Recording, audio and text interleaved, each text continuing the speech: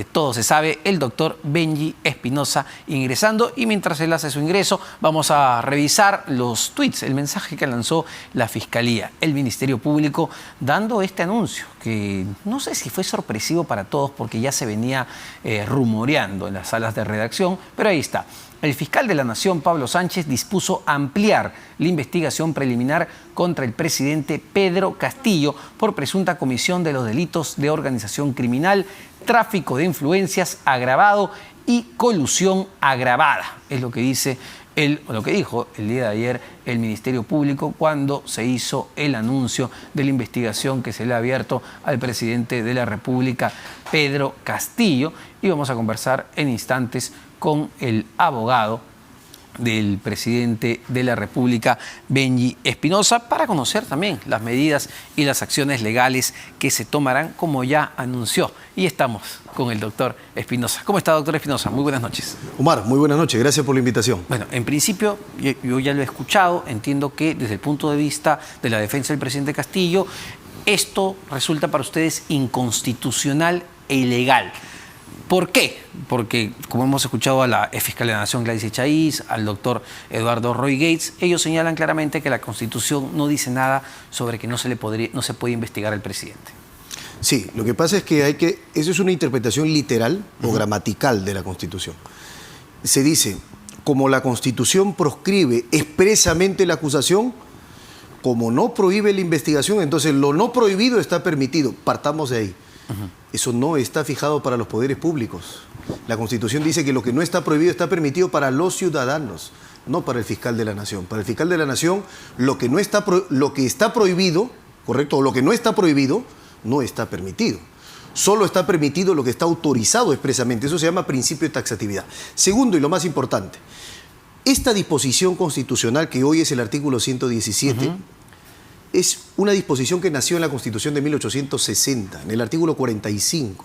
Y claro, en ese momento, cuando se hablaba de que el presidente no puede ser acusado, quería decir el presidente no puede ser investigado, no puede ser arrestado, no puede ser procesado, no puede ser acusado, no puede ser sentenciado, no puede ser demandado, no puede ser quejado. O sea, acusado se entendía como cualquier persona que recibiera algún tipo de atribución de hechos, sea en el ámbito penal o sea fuera del ámbito penal.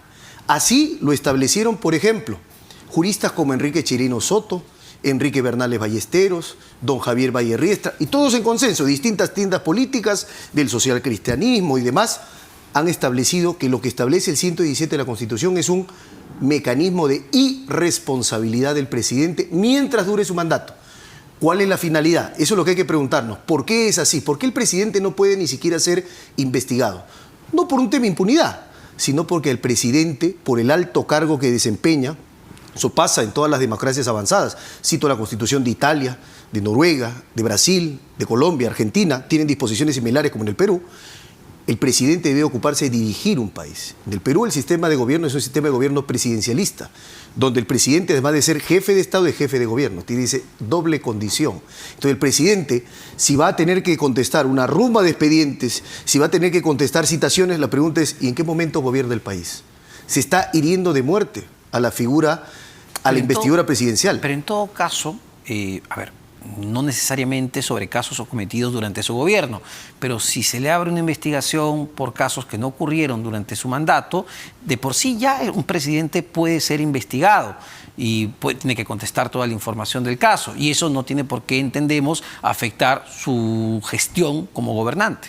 Lo que pasa es que si sean casos pasados o en el momento, este es un caso del momento que tiene que ver con el gobierno.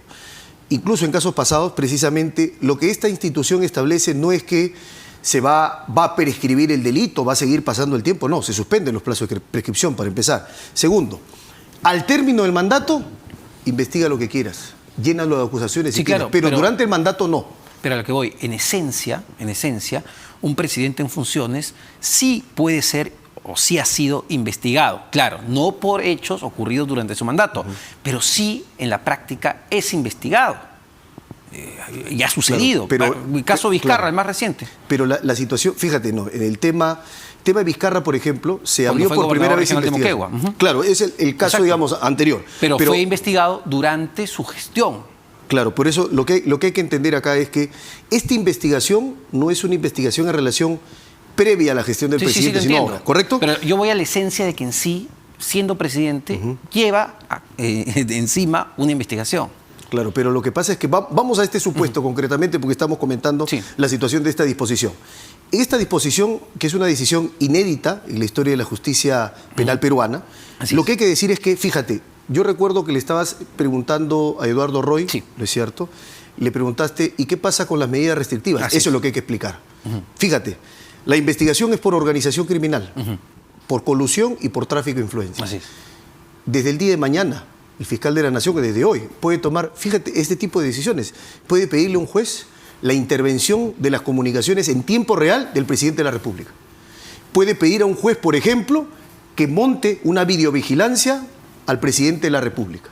Puede pedirle, por ejemplo, que se pesquise, puede pedirle allanamientos, puede pedir un conjunto de cosas que se permiten a partir de la investigación. El impedimento de salida, por ejemplo, es una posibilidad latente.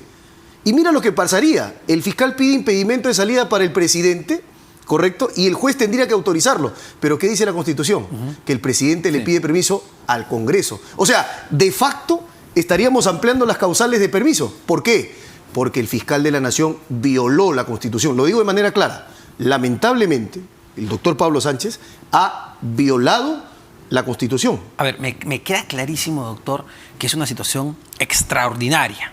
Insisto por ahí, al margen si estamos a favor o en contra. Pero lo que dice el propio fiscal de la Nación en este documento que se ha hecho público, además, es que, bueno, que la situación también es extraordinaria por la cantidad de indicios que se han venido acumulando, por, ya entiendo, los colaboradores eficaces que hay, por los audios que han salido, y lo que señala en su argumentación para abrir esta investigación es que estaríamos frente a una organización criminal con suficiente poder para entorpecer la investigación, para amedrentar a los testigos o colaboradores. Es decir, también un panorama totalmente extraordinario.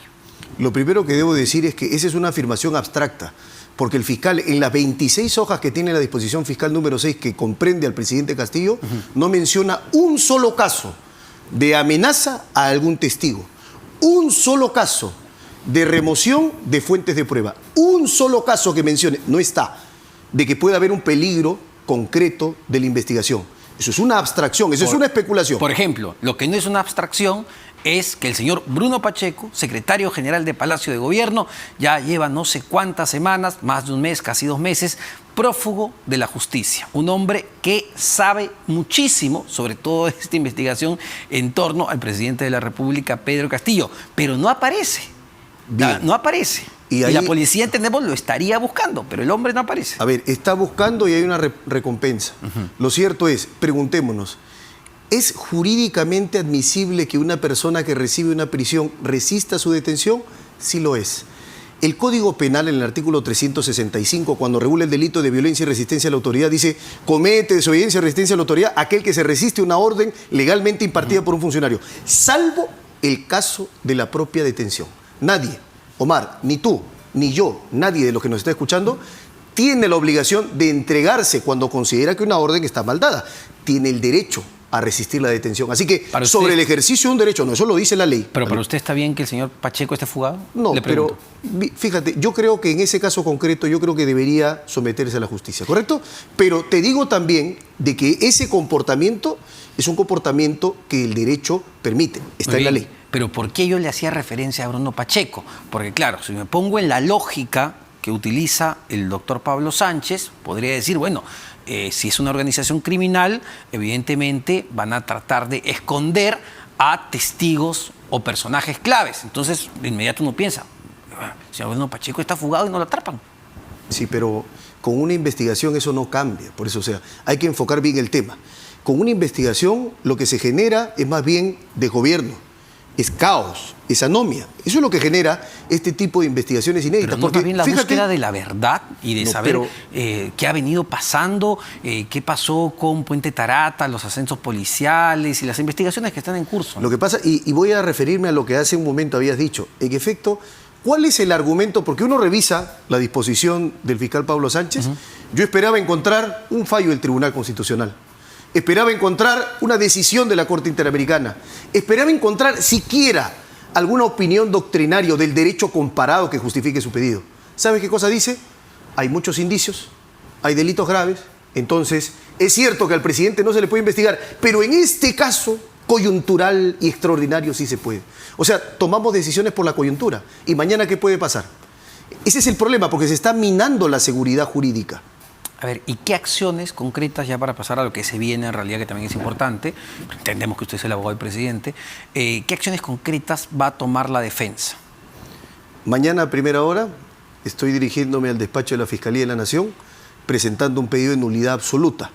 El Código Procesal Penal, en el artículo 150D, dice que son nulos de pleno derecho los actos, entre ellos de la Fiscalía, que violen el contenido esencial de los derechos y garantías constitucionales. En este caso, al presidente de la República se le está desviando el procedimiento preestablecido por ley, porque el artículo 117 de la Constitución no permite investigar al presidente fuera de los 4 supuestos establecidos, que no son los contemplados acá. Por tanto, al afectarse la legalidad procesal penal, el procedimiento preestablecido por ley, también se afecta a la seguridad jurídica y esa decisión es nula de pleno derecho. Ahora, ¿qué pasa si es que el fiscal no atiende el pedido? Que es muy probablemente que sea así. Es decir, no va a recular, no va a retroceder, no va a cambiar su posición. Esto permite o abre paso a la acción de tutela de derechos. La acción de tutela de derechos es una acción regulada en el artículo 71.4 del Código Procesal Penal y que establece que el investigado que considera que sus derechos son afectados en la investigación por la Fiscalía tiene derecho a acudir al juez vía tutela para pedirle protección, para pedirle que dicte medidas correctoras. ¿Qué dictaría el juez? Que se anule esa disposición y que se saque el presidente de la investigación. Eso es lo que vamos a solicitar. ¿Esto podría llegar al Poder Judicial e incluso al Tribunal Constitucional? ¿O no? Eventualmente el Tribunal Constitucional, agotada la vía en el proceso penal, primero ante el Juez Supremo de Investigación Preparatoria, segundo en apelación, eventualmente ante la Sala Penal de Apelaciones, llegaría a través de una demanda constitucional de amparo en última y tercera y definitiva instancia ante el Tribunal Constitucional. Ahora, esta defensa, una férrea defensa hacia, digamos, la posición del presidente de la República, ¿no es contradictorio con lo que dice el propio presidente Pedro Castillo, que hoy anuncia un proyecto de ley para eliminar la inmunidad de los altos funcionarios del Estado? Dice, bueno, que me investiguen, que me investiguen. Bueno, lo están investigando. Es que, precisamente, fíjate, esa propuesta es precisamente, si vamos a empezar, entonces todos quitémonos la inmunidad, a ver si el Congreso lo va a admitir. El Congreso, te aseguro, Omar, va a establecer que la inmunidad no es un tema de Juan, Pepe, o sea, no es de nombres, es de institución. A ver, vamos a ver, vemos a una férrea oposición, vamos a ver si es que la oposición, considera que se va a levantar la inmunidad.